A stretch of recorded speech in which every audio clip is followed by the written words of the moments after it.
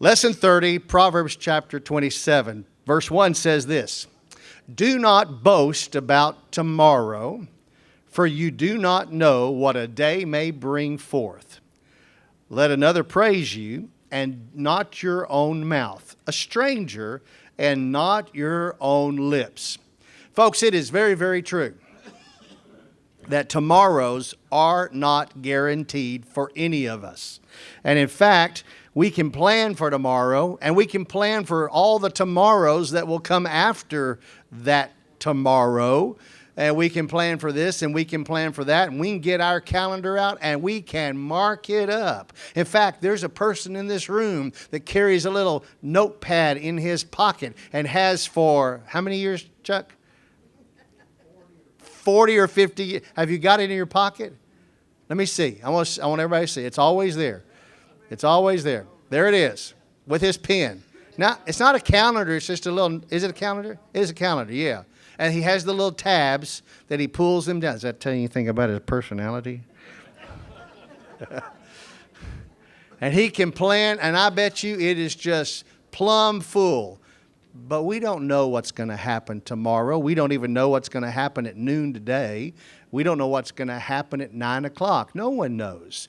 Thankfully, we do not know. But what the thing about it is we can make all the plans we want to make, but circumstances may come along that will change those plans, and we all understand that.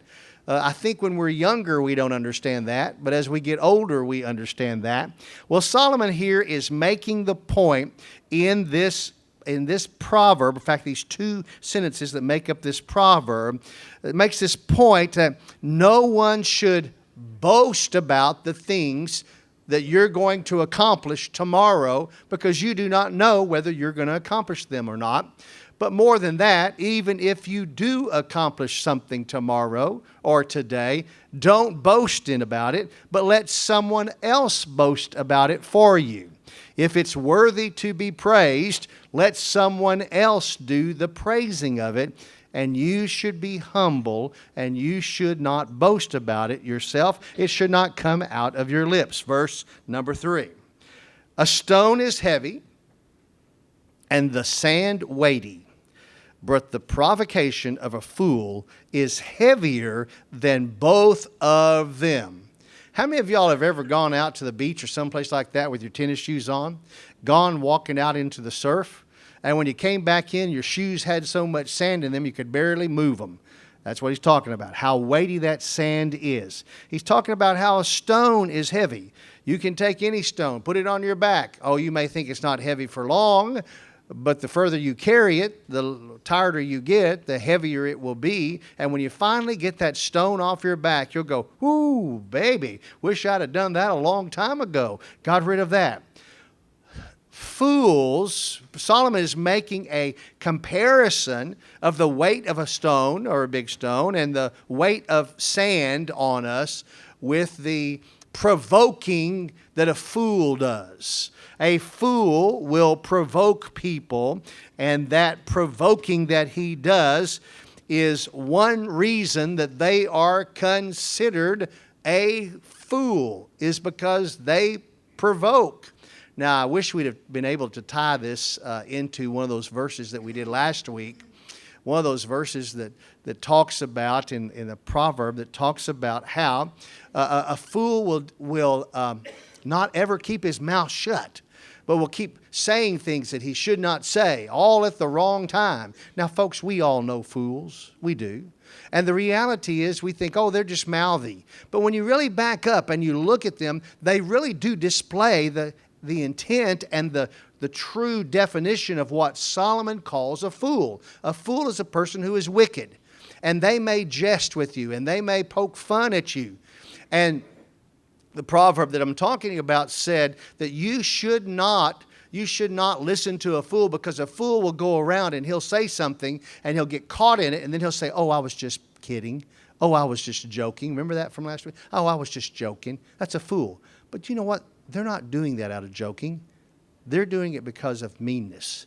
They're doing it because of wickedness. There's always just that little edge that's there. And you think, oh, they're just being funny.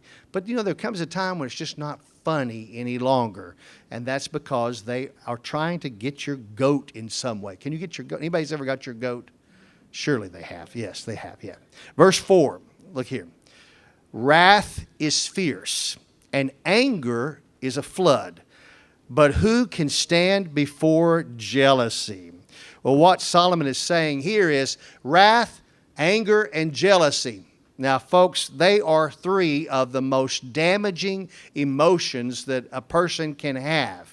And if you don't believe that, just think about somebody who is angry all the time, who is lashing out at people, and what makes him angry and lash out at you is his jealousy for what is going on in your life. Because he wants something going on in his life that way, and because he doesn't get it, he is angry and he lashes out in wrath at you. Just besides that, just being jealous of everything in the world. Now, wrath is bad, Solomon says. Anger is bad, but jealousy is worse than the other two. And we have to be careful with that. Now, folks, every one of us in this room, we may be able to temper our anger, and we may be able to temper our wrath.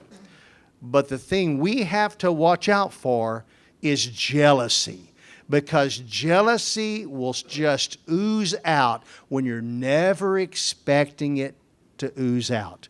It will come out of you and people will think, what is wrong with him? What is wrong with her? What is wrong? She has been blessed beyond measure, and yet she still wants more. He has been blessed by the things of his life, and yet he still wants more. He's not happy with me.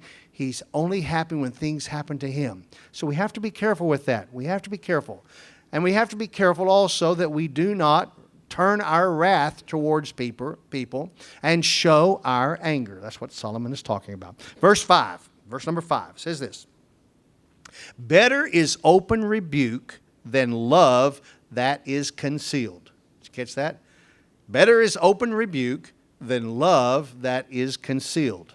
Faithful are the wounds of a friend, but deceitful are the kisses of an enemy. Well, a person can receive an open rebuke and make adjustments in his life when he hears that open rebuke. In other words, the person is unhappy with them or something needs to be corrected in their life, and a person comes and says something to them to help them correct something that is maybe an offense. In fact, we could even go to the Matthew 18 passage. It's a very interesting passage about verse 15 in Matthew. You all know that passage. It says, if someone offends you, go to him. Let me back up. If someone offends, go to him in private, and if he hears you, you will gain a friend. It's very interesting, too, for those of us, because I actually quoted it wrong, and I'm sorry that I quoted it wrong. I said, if someone offends you, because I was intending on telling you about that word you. The word you is not in that passage. It has been translated into that passage by some of our versions, but it is not in the original text. It is not even implied in the original text because Matthew chapter 18, verse 21 handles you. Verse 15 doesn't handle you. If you see someone sinning against someone else, it is your place to go to that person and say, you are sinning against that person. Stop sinning against that person. Here's what you're doing. And if that person hears you, then you have gained a friend. If he doesn't hear you, go take one or two with you and go and approach him again. If he still continues to sin against someone else, then take it before the church. Now, that's very important. Now, when you turn around to verse 21, if you'll remember in Matthew chapter 18, verse 21, Peter comes along and says, but Lord, what if he sins against me? You see, you have to take the whole passage in context. Oh, we want to grab that says, if somebody sinned against me, I'm going to go talk to him about it. No, if he sins against you, just forget it. Because the Lord said to Peter, if he sins against you, forgive him 7 times 70. Up to, a lot, in other words, 490 times. A whole bunch. Just forgive him. When someone sins against you, just turn your head and forgive it. Don't go gossip about it. Don't go tell anyone else about it. Just forgive them. But if you see them sinning against someone else, then it's time for you to go to them and say, I noticed what you were doing, and you need to understand you were sinning. You were sinning against that other person. And hopefully they will hear you. If they don't, then take a couple of friends. If they don't hear you after you take a couple of friends, then take it to the church leadership. Church leadership will then get involved with it. But if they sin against you, just leave it alone. Just say, the Lord bless you, the Lord keep you, the Lord make His face shine upon you. And of course, that's one of those bad things too anyway. You know what that is. But Lord, you seek the Lord's face every time in the Scripture. Every time in the Scripture when it says, seek the face of the Lord, that means seek His punishment that is well deserved. That's what that passage means. That's what those words mean. Well, here it is better to have someone come to you and say, hey, you've sinned. Well, you can make an adjustment. You can change your attitude. You can change your wording of that. But he's talking about love here. He's comparing. He says, but when love is concealed, it's no good. It's better to be openly rebuked than it is to have someone who loves you who you don't even know about that love, or for you to love someone that no one else knows that you love them. When a person does not know that someone loves them, they can do nothing about it. They just go on down the road and do not know that there is a relationship there of someone who is dear to you. Folks, this is one of the most loving churches in the world. I know that because of all the number of cards that go flying through the mailboxes towards people, and all the food that is delivered at times of bereavement, where our people are showing outpouring love, and the people can understand, who are needing these things, can understand that love and can reciprocate and can thank people. But if love is just quiet love and no one ever knows about it, then the person who needs that love at the moment they need that love, at the time they need that love, when love is something that the Lord wants us to do to surround someone whose heart is breaking. We're not talking about a sexual love or something. We're talking about true friendship love is what we're talking about here.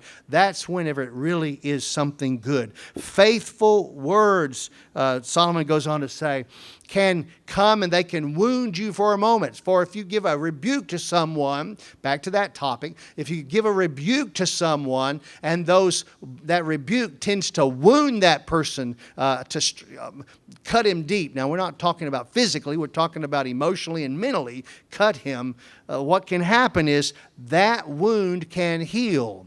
And as time passes, and we all know this, when someone has said something to us and we have been highly offended by what they've said to us, as the days pass, we realize they were doing it for our own good. They were doing it to help us. They were doing it so that we would not go off the beaten path. They were doing it out of love.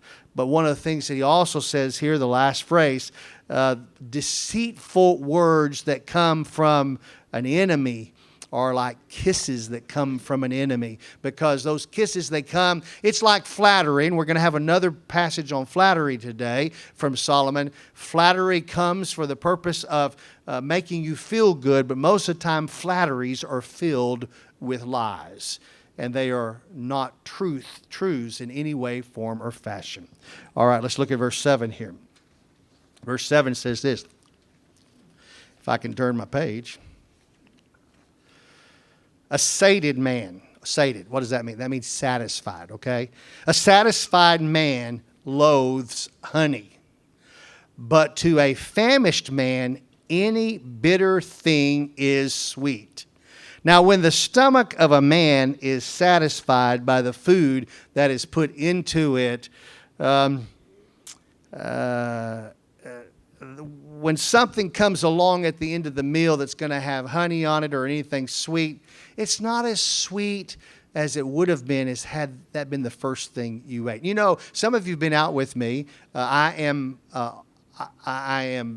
very guilty of eating my desserts first. I will do that. Life's uncertain, that's right. So you might as well enjoy desserts, that's right. In fact, we went down to BJ's I had lunch yesterday, and I ordered a chocolate chunk bazooka with ice cream before I had my barbecue sandwich. And my wife was not real happy with me, and she's never happy with me, but there are just some places that they have great stuff. Like when you go to the Cheesecake Factory. Why eat a big meal when you're looking forward to the cheesecake? What do you go for? If it has cheesecake across the wall, the front of it, go for the cheesecake and let the other be the dessert, the stuff. That's just the way I feel. It's my own person. It's my own personal.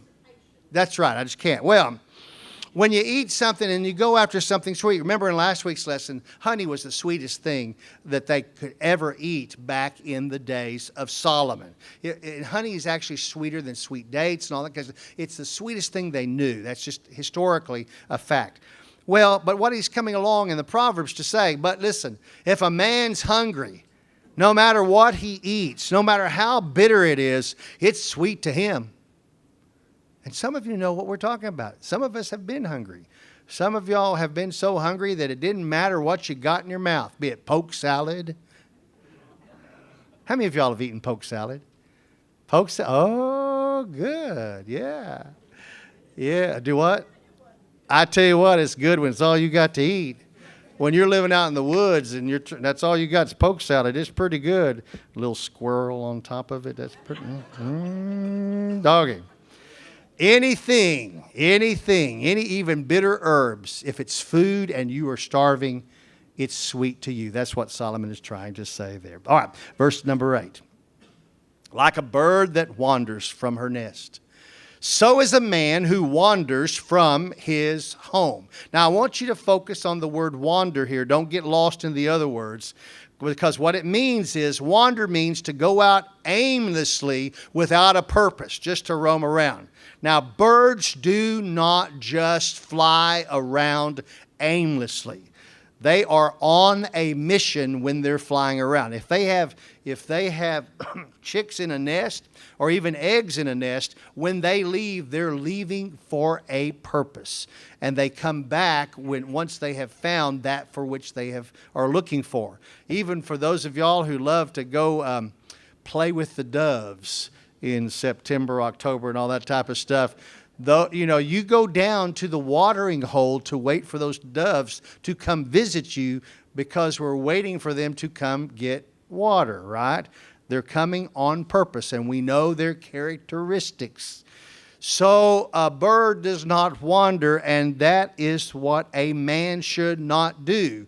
We should not go out and just wander aimlessly. It was very interesting, flipping back into the book of Genesis. After Cain had killed Abel, the scripture says that he left and he went out to a certain land, and the land of Nob. And what the word Nob means is the land of wandering. He went out, I think I said west. He went out to the east, and he was wandering out there away from the rest of his family, the rest of his mother and his father. He took his sister to be his wife, be a wife with him, and went wandering. And they wandered and wandered and wandered. And of course, they basically became nomads at that point in time. Well, a man who wanders from his home is not doing something that is safe. It is not safe for him. It is not safe for his family. And many men have wandered away from their homes. Some of the times that we can see this is especially when there's depression in the land, economic depression, when men would wander from their homes to try to go find jobs and leave their wives back with the kids. And the men would end up homeless on the streets of Chicago or Dallas or someplace like that, while the mom has still got the kids back at the house and still feeding those kids and taking care of those kids. And the man has wandered away aimlessly, not knowing where he is going. We see this quite often as people wander to Houston. They truly wander to Houston looking for jobs. They don't have a job when they get here. They don't have any. They just decide, we're going to go to Houston, and it's got to be better in Houston. And there are seasons in our life seasons in the last 25 years, I should say, to be exact, where more people are coming to Houston because there's absolutely no jobs anyplace else. And Houston tends to have jobs, but that doesn't mean that everyone is going to get a job here. And so one of the things that we have had to do in Helping Hands over the past years is sometimes load them up on a bus and send them back from which they came, where family could take care of them. But the hardest thing we do with that is they came here wandering to Houston for a job because they were trying to get away from family. So fences had to be mended. And it's so interesting how some people get so low in their life that they finally realize that home was not so bad at all. And so we, through Sagemont Church, help them get back there. Man should not just go wandering aimlessly. Solomon, that is a great proverb for us to remember. Oil and perfume, verse 9, make the heart glad. So a man's counsel is sweet to his friend. Now, especially in Solomon's day, hope you're not offended by this, don't be offended by Solomon, because they did not take a bath every week in Solomon's day. In fact, they didn't even take a bath every Saturday night, whether they needed or not in Solomon's day. In fact, they didn't even take baths very often. So what they would do is they would use oil that had different herbs or scents put into the oil, or they would thin out the oil and they would call it perfume when they thinned it out with something else like wine or something like that they would thin the oil down with. They would the oil and the perfume would help cover the aroma that they naturally had. So what Solomon is saying here, when a man brings counsel, especially good counsel, it covers over the need that's in that person's life. That person has done something that is wrong. That person has done something that is damaging his life. That person has done something that is causing heartache and pain to others. A man who comes and gives good counsel to that person, it's like putting a sweet perfume over the stench that is a normal body stench. It covers it up so that people can stand to be around you. Now, I know people in this world, in this church, maybe even in this classroom, who need a good dose of oil, of counsel from somebody so that other people can stand you. And if you listen to that counsel and make some changes, the Lord will surely bless you and people will be happy with you. Look here, verse number 10. Do not forsake your own friend or your father's friend, and do not go to your own brother's house in the day of your calamity. Better is a neighbor who is near than a brother far away. Now, listen, Solomon is not dismissing here the importance of relying on families. That's not what he's talking about here. Rather, what he's talking about here, he's trying to bring to light that the importance of trusting and relying on neighbors when trouble comes your way. Neighbors are sometimes some of the best folks to help you when trouble comes your way. And it is better to be ministered to and helped by a neighbor than to go without the help of family members when they live a long ways away. A long ways away. You know, my family is here in Houston. For almost 22 years of my married life, all the rest of my family and my wife's family was almost 300 miles away. So when we had needs and we struggled, the people who helped us the most were not our family members, but the people around us. I never will forget November 22nd, the 22nd of November of 1986, I went out to be a good neighbor to a guy who was parked out in our parking lot at Long Point Baptist Church, and his battery was dead, And so I opened the hood, and we've got the jumper cables out, and I jumped him off, and the truck was parked about 3 feet in front of the brick wall of our chapel. So my back was to that brick wall. And after we jumped him off, I took the jumper cables off pretty quick, and I slammed the hood, and I said, "That's that." And as I felt the hood shut, I felt the truck coming towards me. And then I felt the pressure of the brick wall on the back of this elbow, and I realized the truck was actually in gear. It was one of those trucks, those Ford trucks, that could start in gear. And as I tried to move out, my hand was stuck. I had no choice but to yank it out, and I moved my hand over about a half an inch. Had to have surgery and all that. Our families were 300 miles away.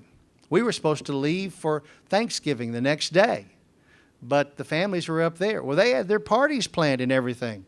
And so I never will forget, my wife being so disappointed whenever she told them that we were in the hospital, and their reply was, "Well, we're sure going to miss y'all." But let me tell you something. We didn't miss anything.